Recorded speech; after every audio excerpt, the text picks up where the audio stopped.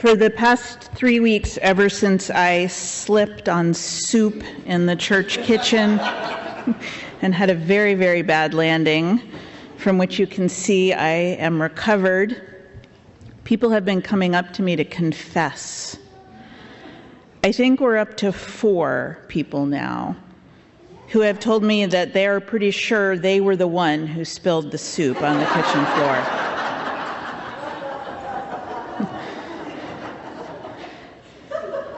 They tell me in hushed, sorrowful tones, it was me. I tell them I'm pretty sure it wasn't. And it doesn't matter, even remotely, who spilled the soup. Cynthia Williams says it might not have even been soup. It might have been orange-colored paint water, because the kids were painting that day, and she would know best, since she's the one who actually cleaned it up after all the drama was over. I find these soup confessions both very endearing and very relatable. Relatable because I do this myself all the time. Whenever I hear someone honking their car horn or yelling an obscenity out their car window, I am 100% certain it is for me. I just assume that whatever is happening is probably my fault. Just the other day when I pulled into the parking lot at the Parish house, I saw that Cindy, our office administrator's car, had a dent on the front right side. And I figured I must have somehow hit her car without even noticing. But I saw the dent as I was pulling into the spot beside her, so it seems impossible, according to the law of physics, that I did it. But I have hit other people's cars more than once. The last time I hit someone's car, I was going to pick up Asa in Amherst. It was just this time of year. I had a few things on my mind. I was listening to a podcast, and I realized that I had parked in front of his dorm in a handicapped spot. And then I dropped my phone, and I was reaching for my phone, and I was trying to reverse out of the spot really fast before someone saw me. And I put the car in drive instead of reverse, and I plowed right next to the car. I plowed right into the car parked next to me. So the UMass police came to investigate, and they asked me to tell them in detail what had happened so they could fill out their report. And I was so embarrassed. I said, could you just put that I was an idiot? The woman whose car I wrecked that day was lovely, so forgiving. I sent her flowers. We actually emailed back and forth about religion for a while. And she inspires me to try to be as kind to the next person who wrecks my car, which you know will happen, because that is how life works. This is why I tell the soup confessors, it doesn't matter. It doesn't matter, because we all spill the soup sometimes. We all slip on the soup sometimes. And sometimes we are the ones left to clean things up.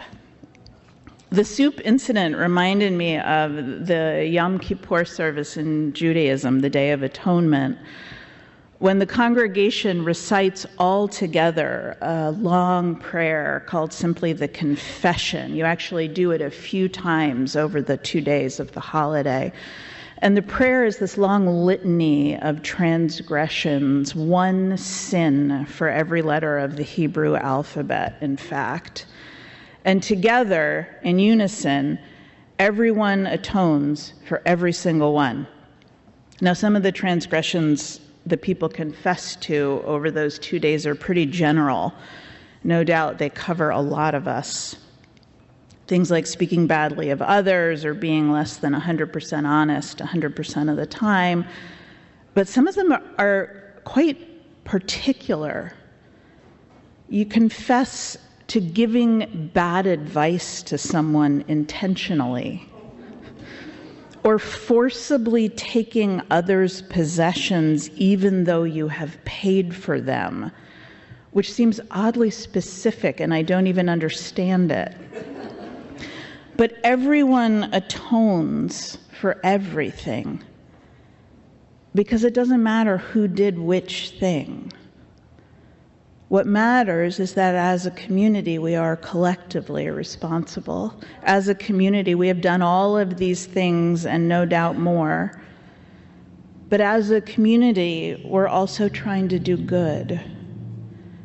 As a community, we're trying to practice love. We're trying to feed the hungry and send warm things to people in Ukraine and provide Christmas presents for families in hard times and standing out in the cold to witness that Black Lives Matter, even though not all of us do every single one of these things either. But together, we keep trying to practice love. Together, we keep returning to love as our North Star. Love is not so popular in our public life right now, and I don't think it will be for a while.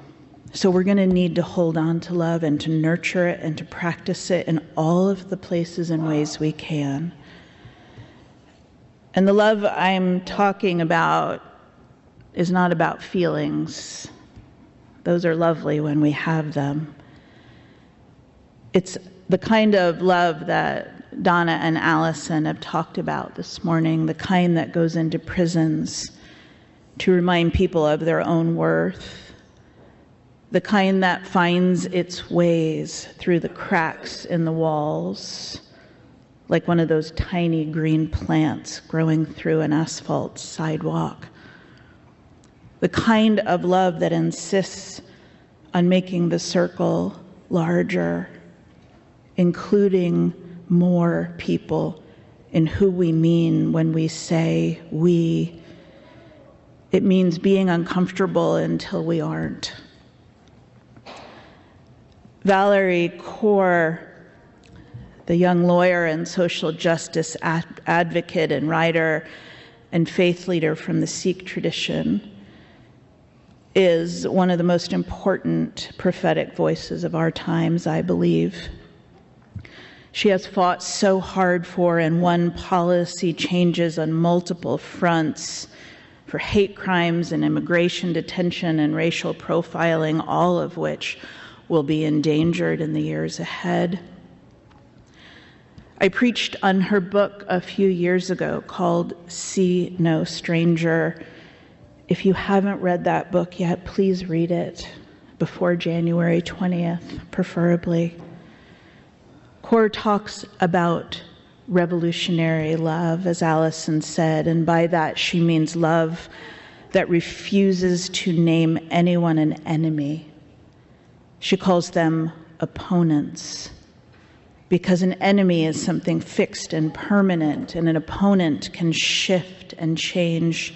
She refuses to dehumanize people. She says we have to be brave enough to believe there are no strangers. There are only people whose stories we don't know. And we may never know them, but if we could know them, she says we could find a thread of connection, and that thread of connection can change everything. She says revolutionary love is the call of our times. Revolutionary love means looking upon the face of anyone and saying, you are a part of me that I don't yet know. Kaur just finished a national bus tour, the Revolutionary Love Tour, and at each stop along the way, she, with artists and musicians and other social justice leaders and just ordinary people, spent an evening telling personal stories answering this question: when did an act of love change everything for you? When did an act of love change everything for you? Kaur's not naive. She has witnessed and experienced some of the worst things that people do to each other, and she still insists that we belong to each other. It sounds a lot like the love Jesus taught, doesn't it? Another social justice leader and storyteller, and the one whose birth we are waiting for in this Advent season. Jesus also preached revolutionary love. Love for all people, especially those who were outcast and despised. And he practiced that kind of love, healing people who others would not touch or even see, and claiming the worth and dignity and humanity of all. Rabbi Brant Rosen writes, "It is not by might or cruelty, but by a love that burns relentlessly, that this broken world will be redeemed." It will be our work to practice this kind of redeeming love. And Valerie Kaur says that revolutionary love can only be practiced in community, and that is because it is too hard. It is too big for any one of us to do it alone. Only together can we hold hope close. And only together can we return to love like a North Star and to the truth that we are greater together than we are alone.